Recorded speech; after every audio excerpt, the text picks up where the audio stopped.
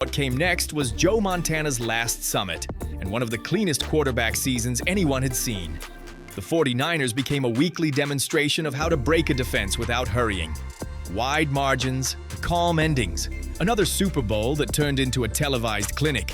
The chase for a three-peat followed. It felt possible, it felt deserved. Then a late fumble swung a conference title game, and a kicker ended the dream with a ball that barely left the ground before it broke a building's heart. Moments like that don't just take a season, they leave a mark.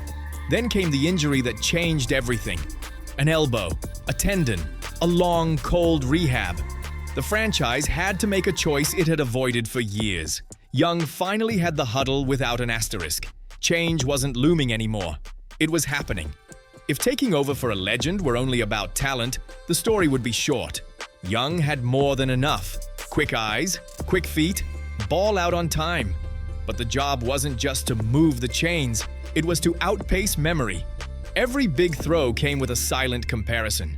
Every mistake echoed louder because it bounced off 4 Lombardi trophies. Fans asked the question out loud. Media asked it in 50 variations. Can you be as clutch as Joe? Can you win when the season is down to one drive and a heartbeat? Can you carry this city through January without the guy who taught it to believe this was normal? Young answered with numbers that looked like they belonged in a video game.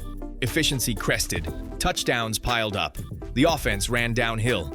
There was just one wall they kept hitting.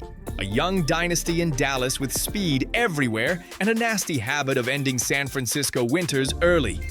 The comparison with Montana sharpened because Joe, now wearing a different uniform, found playoff life again. It wasn't fair to Steve. It was real anyway. The only answer that would end it was a ring. The front office made sure Young had a roster that could smother a game. Veterans arrived to harden the defense. Playmakers stacked on the edges. The offense kept its timing. The defense took the ball away. Early stumbles sparked a sideline eruption from Young that read like a promise. From that point, the team felt less like a contender and more like a schedule problem for everyone else. Then came the postseason, where legacies get written in ink.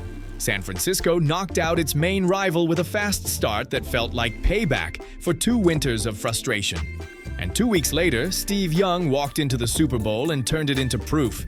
He kept firing. Touchdowns kept piling up, 6 by the end. That number meant history and therapy at the same time. It wasn't a quiet win. It was a statement. Not just I can win, but I can win like this. The monkey everyone talked about climbed down.